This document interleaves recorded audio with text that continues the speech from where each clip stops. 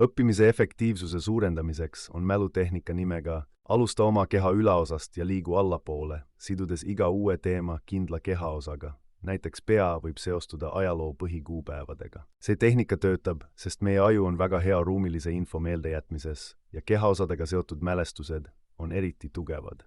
Mida elavamad ja isikupärasemad on seosed, seda paremini jääb info meelde. Näiteks võid kujutada ette, kuidas valemid tantsivad sinu õlgadel. Eksamil olles saad info kiiresti meelde tuletada, visualiseerides vastavat kehaosa ja sellega seotud teemasid.